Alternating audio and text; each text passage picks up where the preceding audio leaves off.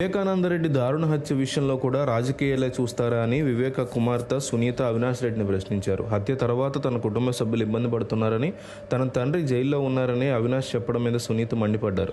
తన తండ్రి హత్య తర్వాత తన కుటుంబం గురించి ఏనాడైనా అవినాష్ రెడ్డి ఆలోచించారా అంటూ ప్రశ్నించారు. గూగుల్ టేక్అవుట్ ఫ్యాబ్రికేటెడ్ అని అవినాష్ చెప్పడాన్ని తప్పుపట్టిన సునీత ఆ వేదికని సిబిఐ, సర్వే ఆఫ్ ఇండియా వీళ్ళందరూ కలిసి తయారు చేశారని గుర్తు చేశారు. వివేక హత్య కేసులో దస్తగిరి అప్రూవర్ అయినంత మాత్రం తప్పించుకునే అవకాశం లేదని సునీత అన్నారు. కేసు దర్యాప్తు ఆలస్యం అవుతోందంటున్న అవినాష్ రెడ్డి పోలీసులతో కానీ సిబిఐతో కానీ ఈ విషయం మీద ఎప్పుడైనా మాట్లాడారా అని ప్రశ్నించారు. కడపలో ఏర్పాటు చేసిన మీడియా సమావేశంలో ఆమె మాట్లాడారు. ప్రతి విషయాన్ని రాజకీయం చేస్తే ఎలా, దారుణ హత్య విషయాలను కూడా రాజకీయాలే చేస్తారా అని ఆమె మండిపడ్డారు. రాజకీయాలే కాకుండా ప్రతి ఒక్కరి జీవితం కూడా ఉంటుందని గుర్తించాలని హితవు పలికారు. తన కుటుంబాన్ని ఇబ్బంది పెడుతున్నామని అవినాష్ అంటున్నారు. వివేక కుటుంబం గురించి ఏ రోజైనా ఆయన ఆలోచించారా? వివేక హత్య కేసు దర్యాప్తు గురించి పోలీసులతో సిబిఐతో ఎప్పుడైనా మాట్లాడారా? గూగుల్ టేక్అవుట్ ఫ్యాబ్రికేటెడ్ అని అంటున్నారు. గూగుల్ టేక్అవుట్ రిపోర్ట్ని CBI, survey of India, LFSL కలిసి తయారు చేశారు.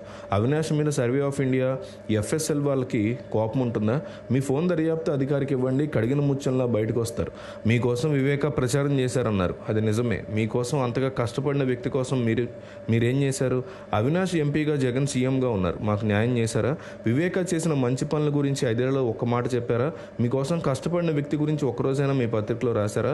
పార్టీ కోసం ఎంతో కష్టపడిన షర్మిలకు 2014లో సీట్ ఎందుకు ఇవ్వలేదు?